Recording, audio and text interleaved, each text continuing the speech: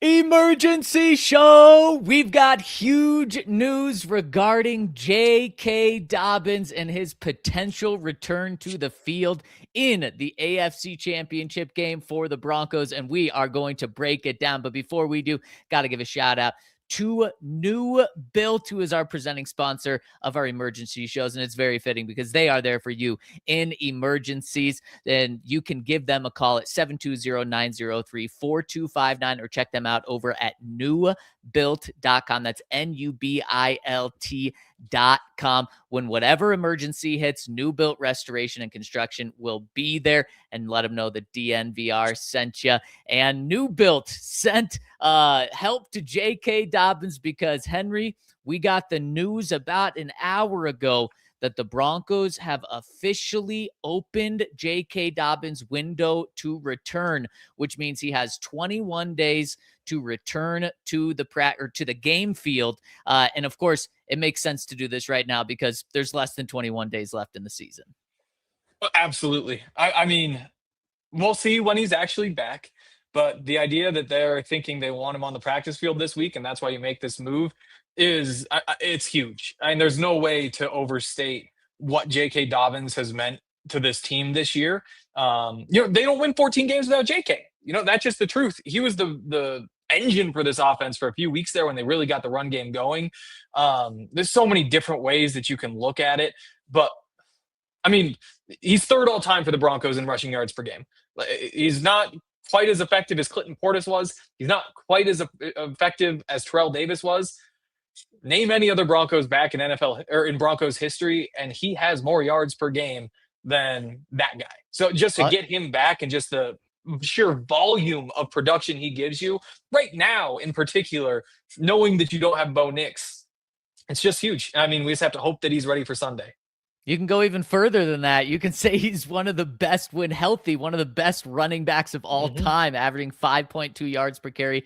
That's in the top 5 all time. And so you're absolutely right, Henry. You can't understate how important this would be for the Broncos. So really quick, let's reset on where we are with J.K. Dobbins. In that Thursday night football game, week 10 against the Raiders, J.K. Dobbins suffered a Liz Frank injury, and it was devastating. Like you said, he was so important to the Broncos. A week before that, J.K. Dobbins was the third leading rusher in the NFL, only trailing James Cook, who ended up finishing the NFL with the most rushing yards, over 1,600, and Jonathan Taylor, who at that point was like an MVP front runner right there, to just give you show you how good J.K. Dobbins was for the Broncos. And obviously then he was placed on IR. The Broncos have not had him since. Last week was the first time that we got to see J.K. Dobbins on the practice field. Now, he was off to the side field. He wasn't back practicing, but he was on the side field, and we did see him running a little bit.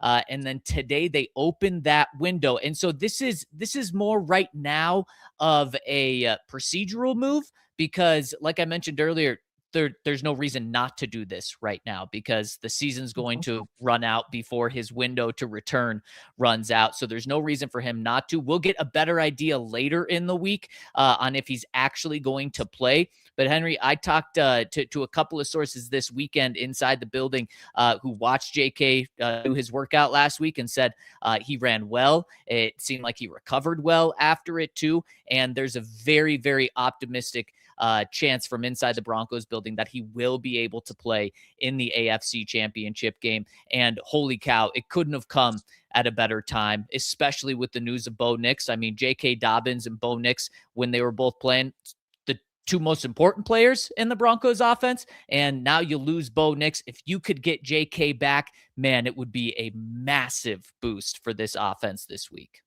Oh, I mean, again, it's huge. That could be the Super Bowl MVP. don't want to speak too soon, but I'll say that the $75,000 I'd win if Jaleel is the Super Bowl MVP might be out the window. We hope it's out the window. But man, I mean, I don't even know where to go. You look at the last four games of before he got hurt, all over 4 yards per carry. He has that 111-yard game in there, his second 100-yard game of the season. Just the amount of production and the way that everything was building before he got hurt. It wasn't right out of the gate like, oh, this is incredible. There were some positive signs for sure, but it was as you kept getting deeper into the season that you saw the run game just evolve and see him take on more carries and the workload. And then you look the past few weeks, and they just haven't, ever since he got hurt, they haven't been able to get the run game going. I mean, let's call it the 9 games where JK was fully healthy, Broncos rushed for at least 100 yards in 8 of them. And ever since then, you've got 4 games where the team rushes for 100 yards. You've got 5 games where they don't. You just haven't been able to find the formula. And I think this is awesome for RJ Harvey because you get to push him back into situations where he is successful. You get to throw him the ball, use him on third downs, use him as a weapon, and not just try to grind him between the tackles, which probably wears him down a bit. And while there have been certainly plenty of positive signs from RJ, these past 3 weeks as a lead back, past 3 games, Broncos got a bye week for anybody who forgot. That was nice. Those past 3 games, he's got 91 total yards as the lead back at 2.6 yards per carry. To throw in J.K. Dobbins, who toward the end, again, you're expecting 5 yards per carry from him at high volume. It's a trajectory changer. And again, the question is just, are you going to have him back Sunday? We just kind of assume, given the ramp up to this point, that you give him for the Super Bowl. But if you get him this week, obviously just massive. It would also be such a nice safety net for Sean Payton as a play caller as well, because we saw this past week, Bo Nix ended up leading the Broncos in rushing yards and rushing attempts. Henry, Bo Nix had 12 rushing attempts. And of course, not all of those were designed. Some of them were scrambles, but he had 12 rushing attempts. Jaleel had 4, and RJ Harvey had 6. So the running backs combined for fewer running attempts than Bo Nix. And you look, so that's 10 carries in this past game for both of those running backs. You look at JK's most recent games that he played against the Raiders. His final game, he had 18 carries, 15 carries the week before that, 15 carries the week before that, 14 the week before that, 14 the week before that, 20. Henry, every single game that J.K. Dobbins played, he had at least 10 carries, actually 11 carries himself. We're looking at the lowest outside of 11 was 14. So Sean Payton clearly is 100% comfortable relying on J.K. Dobbins, and it would be so nice for Jarrett Stidham as well to have J.K. Dobbins. And then you mentioned it too with RJ Harvey. I completely agree that this would not be bad news for RJ Harvey. This might not be the best news for Jaleel. He might become inactive again, or you'd actually have 4 running backs, but Jaleel would probably go back to getting no touches. But RJ, I mean, he would then go into that receiver spot, that joker spot. And we know that Jarrett Stidham really favored Evan Ingram in the preseason. I'm sure he would favor RJ Harvey in the passing game this week as well. Yeah, and you talk 12 carries for Bo, 10 for the other running backs. There are also 46 passes in that game, which is a ridiculous number. The idea that 58 of your plays, 46 passes and 12 runs, are on Bo's shoulders and 10 are on somebody else's shoulders, the running back's shoulders, that's not sustainable for most teams. That's certainly not sustainable for a team with a backup quarterback. And so to have Jarrett Stidham in there, it would just be perfect timing. And if you don't get him this week, again, I still feel good. As I've said, we've spent a lot of time talking about these Broncos over the past few days. There's emergency shows, there's post shows, all sorts of things going on.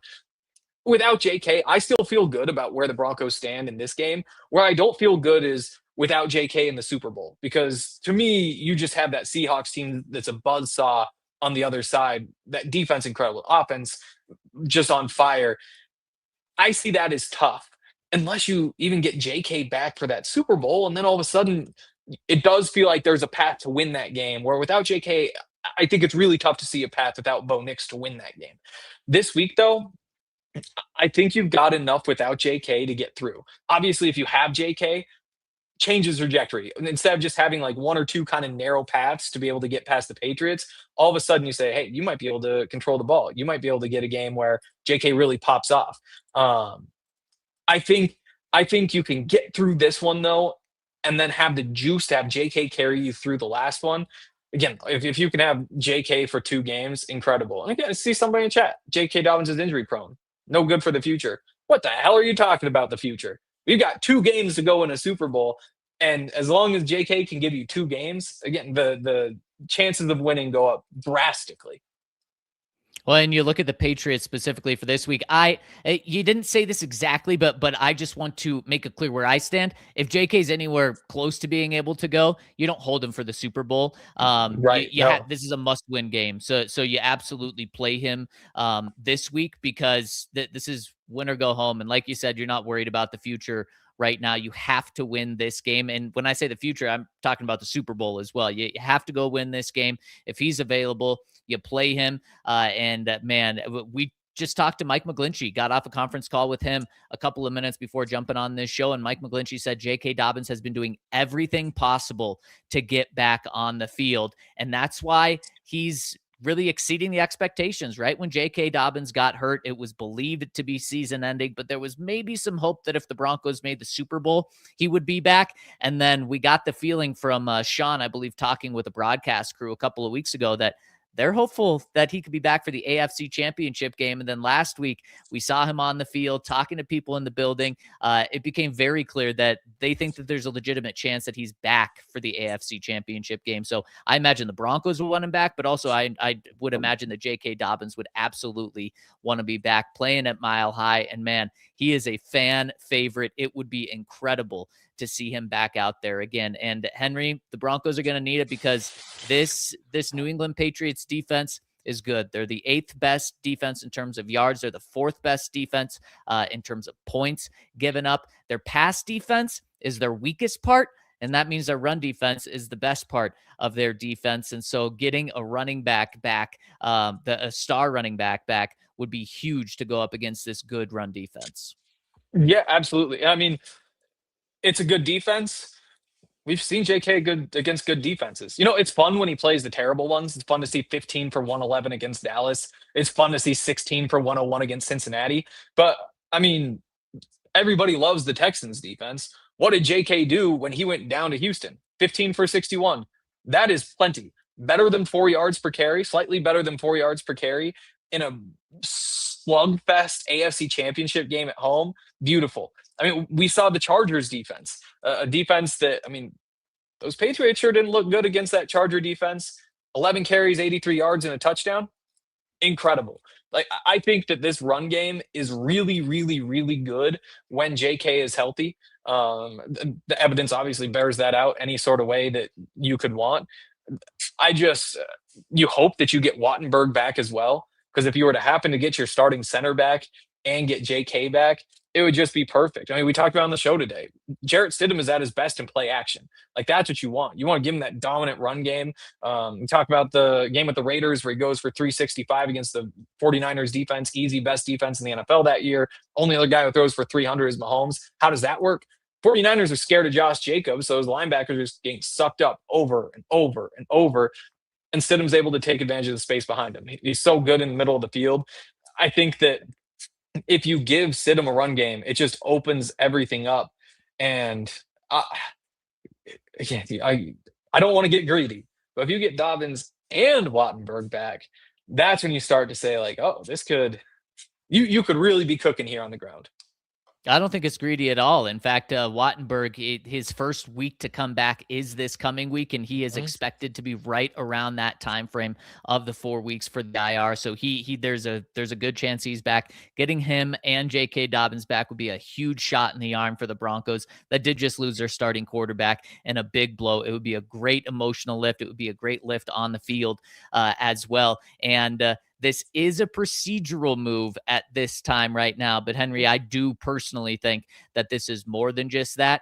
We will know in the next 48 hours. We'll have a very, very good feeling if JK is truly going to be back for this game. But despite this being a procedural move, I do think that this means that JK will be back this week, and just absolutely huge for what this means for this Broncos offense that needs him back right now. Especially, you just look at the pacing of most of these playoff games. There were a couple of those NFC playoff games that felt like 7-on-7 football, like the Panthers and the Rams. You're just like, oh, there's taking advantage of all this space down the field. But for the most part, this has just been a grimy year of playoff football with great games, of course. But the clock is running the entire game. The possessions are so hard to come by. You could win a game running 55 plays, maybe even less than that. I wouldn't be surprised if somebody won a game running fewer plays than 55. Getting JK back and saying, hey, there's 23 of those 55, that changes everything. It just upgrades everything that you could do on this offense. Because again, like, what you want is to have this run game. And when the Broncos were at their best this year, it was when the run game was clicking. That win streak, it started with that 16 for 101 against Cincinnati. Then you go and he has the big day against Philly. A little bit quiet against the Jets. Well, we pretend that game never happened because that's the worst football game I've ever seen. But then the Giants come back, 5.8 per carry. Dallas, the big game over there, powers, like, he helped get this thing going, and to me was a big piece of the identity. Maybe was the identity of the offense, and he's top 3 rusher when he went down. If you get that guy back, then we're not just saying like, oh, could you make the case that they have the best defense in the playoffs? Because at this point, again, Seahawks defense looks like it's on another level. The Broncos defense isn't far behind. You stomp down the Patriots, maybe you feel like you can match that. But you start to say, oh, what you guys have with JSN over on the other side, the run game where they're kind of starting to pick up. Well, guess what? We may not have like the well-roundedness on offense that you do, but we have this dominant rush attack. And with Quinn Miners and Garrett Bowles up front, JK running behind him, we're going to find a way to get to 20 points, and we're going to test you on the other side. So I think that this could totally change the direction of this season, the trajectory. And I can't wait to find out, like you said, Wednesday, what he's doing at practice. Is probably not a full participant, but just to see if he's out there cutting on that foot, man, if they get him back, this could be pretty exciting. It would be. We're not kidding around with this news. J.K. Dobbins has a chance to be back for the AFC Championship game this week. We're going to be here breaking down all the latest news all week, and we've got a show tomorrow at noon. We're going to have Brian Baldinger on to break down this news as well. And make sure to like this, subscribe so you don't miss any breaking news that we're going to break down, and we'll continue to talk about this news throughout the week. Henry, thanks for jumping on this with me, and thank you to everyone for tuning in. Hit us with a thumbs up. It helps us, and we will see you tomorrow at noon talking about J.K. Dobbins and Jarrett Stidham.